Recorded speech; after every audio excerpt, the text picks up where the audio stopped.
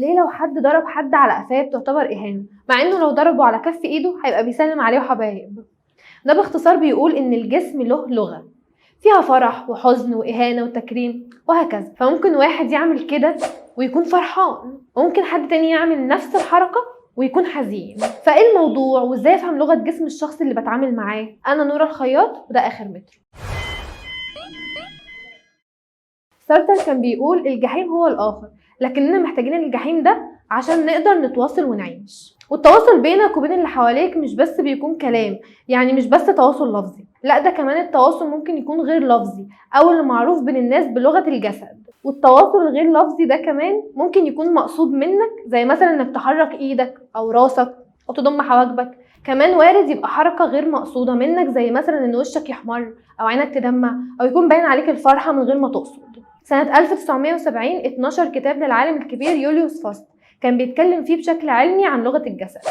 وقبل الكتاب ده كان الكلام عن لغة الجسد مجرد خرافة أو حتى كلام من غير معنى. كمان الباحث الأمريكي بول إيكمان عمل دراسة في السبعينات عن علاقة المشاعر بتعبير الوجه. وفي جامعة كاليفورنيا اتعمل بحث بيقول إن نسبة 55% من التواصل بيتم عن طريق لغة الجسد، و38% عن طريق نبرة الصوت، في حين ان 7% بس من التواصل ده بيكون عن طريق الكلام.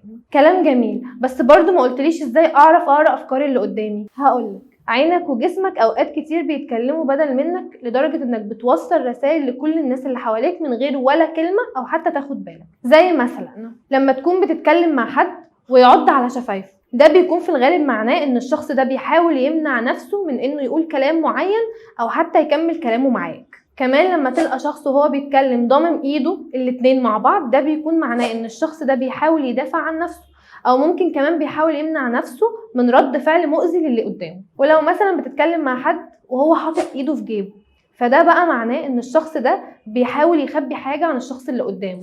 وفي مصادر تانية بتقول ان ده بيكون معناه ان الشخص ده مش همه حد، او بمعنى اصح كان بيقول للي قدامه اعمل اللي انت عايزه مش هاممني. واللي بتلعب في شعرها وهي بتتكلم مثلا ياما متوترة، او في مصادر تانية ان الشخص ده سرحان اصلا. اما اللي بيطرقع صوابعه بقى وهو بيتكلم، ده شخص عاوز ينهي الموقف اللي موجود فيه بسرعة. ده غير بقى حركات الاكتاف وحركات العين والوقفات والابتسامات، كل دول لهم معاني في لغة الجسد. الخلاصة في الكلام ده كله ان ممكن جسمك يعبر عن كل اللي انت عاوز تقوله من غير ما تتكلم عادي، لكن برضو لازم تحط في اعتبارك مين الشخص اللي انت بتترجم افعاله وحركاته وطبيعة العلاقة بينك وبينه. والاهم من ده كله الشخص ده يبقى مين بالنسبة لك، علشان تتأكد انك بتترجم الحركات دي صح. وبس كده، سلام. ايه ويكون مش لايقه كده مع فرحان، ويكون حزين، يعني هو كده حزين وكده فرحان.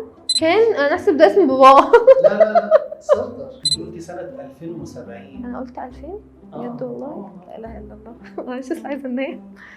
كمان الباحث الامريكي بول إيكمان، معلش انت قلت لي إيكمان، ما اقولش سلام. لا سلام، بس قولي وبس كده اللي هي بتقفل الكلام دي. وبس كده، سلام. طب اعمل ايه؟ وبس كده. وبس كده.